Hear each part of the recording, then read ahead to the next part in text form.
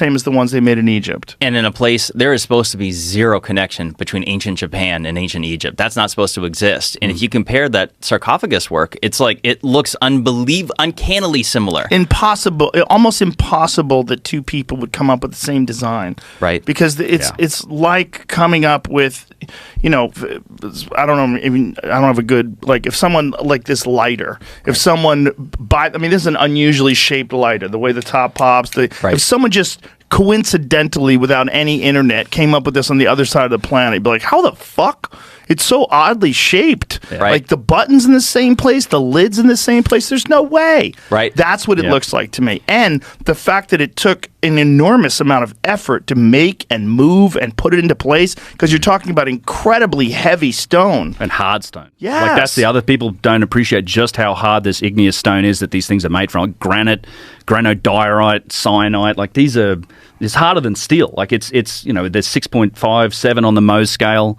It's incredible work. And the fact that these similar construction methods existed in Peru, they existed in Egypt, they existed in Japan, and we don't know how old stone is. Right. That's what's really wacky. When we talk about like carbon dating, they're not carbon dating stone. No. They really don't know. So even when they go back to ancient Egypt and they say, oh, we date the pyramid's construction to 2,500 BC, it's a fucking guess. That's what I think. It's a guess. It really is. People would still live around them. And we would have evidence that those people had left stuff behind that was a certain age, but we have zero evidence as to how old those things are. Right. That's right. And when I found that out, I was baffled. Yeah.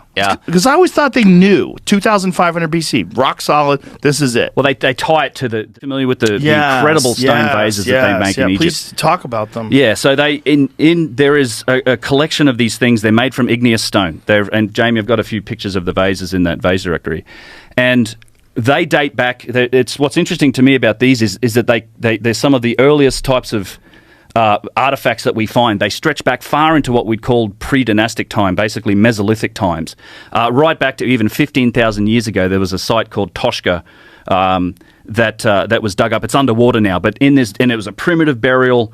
There was a guy that was curled up in this burial site.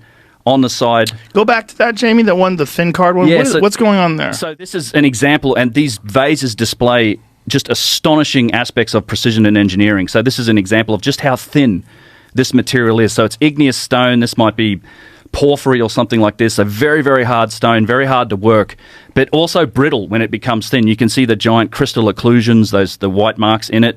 This stuff becomes brittle, yet it's been worked down to this thinness because this one's been damaged, and you can see how thin that interior wall is. Flinders Petrie is the great Egyptologist, the first guy to really start applying engineering principles from the industrial age to this stuff.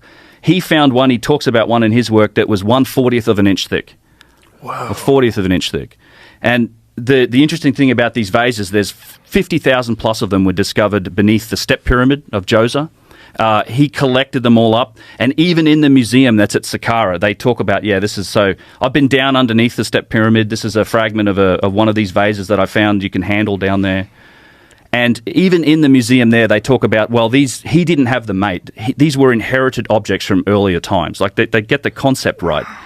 And so these things stretch way back into time. Concept of, can these even remotely been made by hand to bed? Like these things had to have been made on a machine and made with extreme precision, because this vase that is pre-dynastic, this is a picture of the vase here that they found in a private collection, because I should say generally archaeologists, Egyptologists, they're not engineers. They're not particularly interested in sort of how things were manufactured.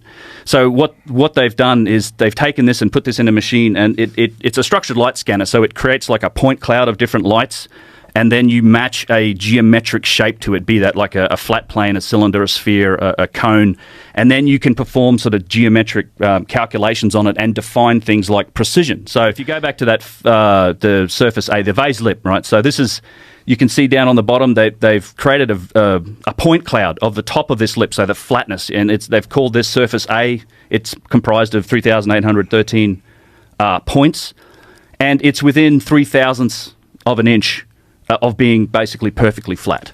Wow. But that's 3,000ths of an inch. 3,000ths of an inch. And this is over who knows how many thousands of years of erosion and sand and dust and wind. Exactly. It's at least 5,000 years old. I suspect this could be far older than that. Now, what's interesting, once you start doing this, and if you go to the next one, Jamie, now we're looking at the lip. So you take a cylinder and you basically take 10,000 points plus, and you match the inside, the mouth of the vase to a cylinder. And what you can now measure that against the other surface. So if you think of like the top of it as being like the x-axis, this is now your y-axis. So that first symbol here, the perpendicular symbol, what it's showing is that how perpendicular is this cylinder on its axis relative to the top of the vase, the surface A that's on the top, within 1,000th of an inch. 1,000. So it's perfectly perpendicular to within 1,000th of an inch of the top of the vase.